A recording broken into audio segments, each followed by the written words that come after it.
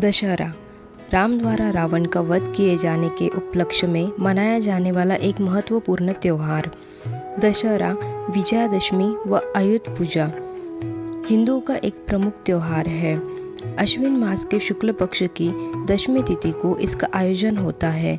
भगवान राम ने इस दिन रावण का वध किया था तथा देवी दुर्गा ने 9 दिन एवं 9 रात के युद्ध के उपरांत महिषासुर पर विजय प्राप्त की थी। इसे असत्य पर सत्य की विजय के रूप में मनाया जाता है, इसलिए इस दशमी को विजयादशमी के नाम से भी जाना जाता है। दशहरा वर्ष की 3 अत्यंत शुभ तिथियों में से एक है। अन्य 2 है चैत्र शुक्ल की एवं कार्तिक शुक्ल की प्रतिपदा। इस पर्व को भगवती की विजया नाम पर भी विजयादशमी कहते हैं। इस दिन भगवान रामचंद्र 14 वर्ष का वनवास भोगकर तथा रावण का वध कर अयोध्या पहुँचे थे, इसलिए भी इस पर्व को विजयादशमी कहा जाता है। ऐसा माना जाता है कि आश्विन शुक्ल दशमी को तारा उदय होने के समय विजय नामक मुहूर्त होता है। यह काल सर्व कार्य सिद्धिदायक होता है, इसीलिए भी इसे विजयादशमी कहते हैं। ऐसा माना गया है कि शत्रु पर विजय पाने के लिए इस समय प्रस्थान करना चाहिए। इस दिन श्रवण नक्षत्र का योग और भी अधिक शुभ माना गया है। युद्ध करने का प्रसंग न होने पर भी इस काल में राजाओं, महत्वपूर्ण पदों पर आसीन लोगों को सीमा का उल्लंघन करना चाहिए। दुर्योधन ने पांडवों को जुए में पराजित करके 12 वर्ष के वनवास के साथ 13वें वर्ष में अज्ञातवास की शर्त दी थी। 13वें वर्ष यदि उनका पता लग जाता है तो उन्हें पुनः 12 वर्ष का वनवास भोगना पड़ता। इसी अज्ञातवास में अर्जुन ने अपना धनुष्य एक शमी वृक्ष पर रखा था तथा स्वयं बृहनला वेश में राजा विराट के यहाँ नौकरी कर ली थी।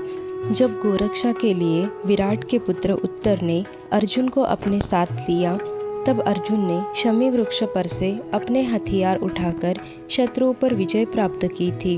विजयादशमी के दिन भगवान रामचंद्र जी ने लंका पर चढ़ाई करने के लिए प्रस्थान करते समय शमी वृक्ष ने भगवान की विजय का उद्घोष किया था। विजय काल में शमी पूजन इसलिए होता है। दशहरे का उत्सव शक्ति और शक्ति का समन्वय बताने वाला उत्सव है। नवरात्रि के 9 दिन जगदम्बा की उपासना करके शक्तिशाली बना हुआ मनुष्य विजय प्राप्ति के लिए तत्पर रहता है। इस सृष्टि से दशहरे अर्थात विजय के लिए प्रस्थान का उत्सव भी आवश्यक है। भारतीय संस्कृति सदा से ही वीरता व शौर्य की सामर्थक रही है। प्रत्येक व्यक्ति और समाज के रुधिर में वीरता का प्रादुर्भाव हो कारण से ही दशहरे का उत्सव मनाया जाता है। यदि कभी युद्ध अनिवार्य ही हो तब शत्रु के आक्रमण की प्रतीक्षा न कर उस पर हमला कर उसका पराभव करना ही कुशल राजनीति है। भगवान राम के समय में यह दिन विजय प्रस्थान का प्रतीक निश्चित है। भगवान राम ने रावण से युद्ध हेतु इसी दिन प्रस्थान किया था। मराठा रत्न छत्रपति शिवाजी महाराज ने भी औरंगजेब के विरुद्ध इसी दिन प्रस्थान करके हिंदू धर्म का रक्षण किया था। भारतीय इतिहास में अनेक उदाहरण हैं जब हिंदू राजा इस दिन विजय प्रस्थान करते थे। इस दिन लोग शस्त्र पूजा करते हैं और नया कार्य आरंभ करते हैं। ऐसा विश्वास है कि इस दिन जो कार्य आरंभ किया जाता है उसमें विजय मिलती है। प्राचीन काल में राजा लोग इस दिन विजय की प्रार्थना कर रण यात्रा के लिए प्रस्थान करते थे।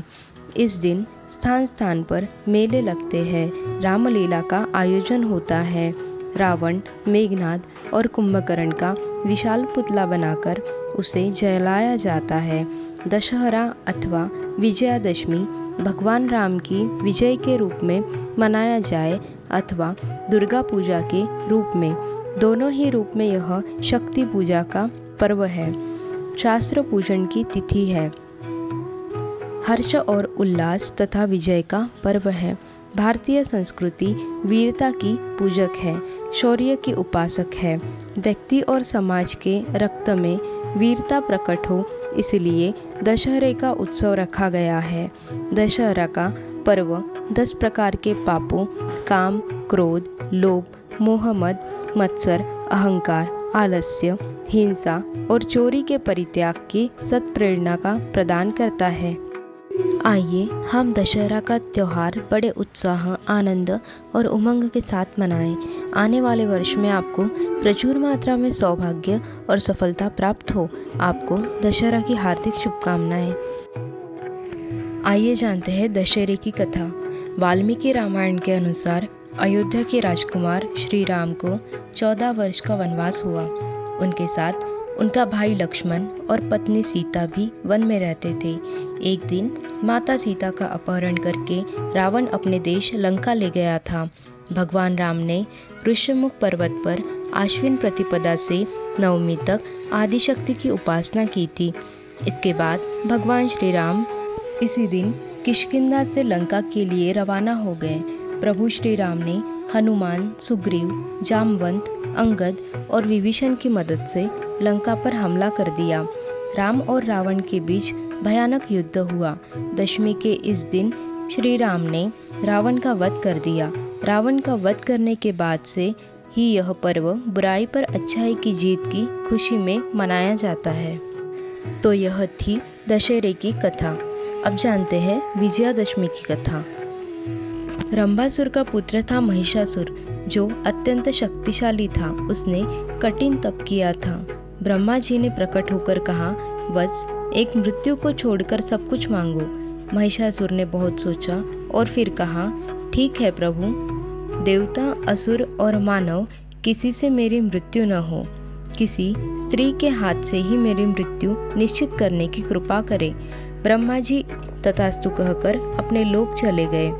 वर प्राप्त करने के बाद उसने तीनों लोकों पर अपना अधिकार जमाकर त्रिलोकाधिपति बन गया। तब भगवान विष्णु ने सभी देवताओं के साथ मिलकर सबकी आदि कारण भगवती महाशक्ति की आराधना की। सभी देवताओं के शरीर से एक दिव्य तेज निकलकर एक परम सुंदर स्त्री के रूप में प्रकट हुआ। हिमवान ने भगवती की सवारी के लिए सिंह दिया तथा सभी देवताओं ने अपने अपने अस्त्र शस्त्र महामाया की सेवा में प्रस्तुत किए। भगवती ने देवताओं पर प्रसन्न होकर उन्हें शीघ्र ही महिषासुर के भय से मुक्त करने का आश्वासन दिया। भगवती दुर्गा हिमालय पर पहुंची और अट्टहास पूर्वक घोर गर्जना की।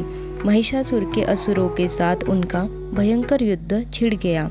एक एक करके महिषासुर के सभी सेनानी मारे गए। फिर विवश होकर महिषासुर को भी देवी के साथ युद्ध करना पड़ा। महिषासुर ने नाना प्रकार के मायिक रूप बनाकर देवी को छल से मारने का प्रयास किया, लेकिन अंत में भगवती ने अपने चक्र से महिषासुर का मस्तक काट दिया। कहते हैं कि सभी देवी कात्यायनी को ही सभी देवताओं ने एक एक हथियार दिया था और उन्हीं दिव्य हथियारों से युक्त होकर देवी ने महिषासुर के साथ युद्ध किया था। तो यह थी विजयादशमी की कथा। वीडियो को लाइक, शेयर, सब्सक्राइब ज़रूर कीजिएगा।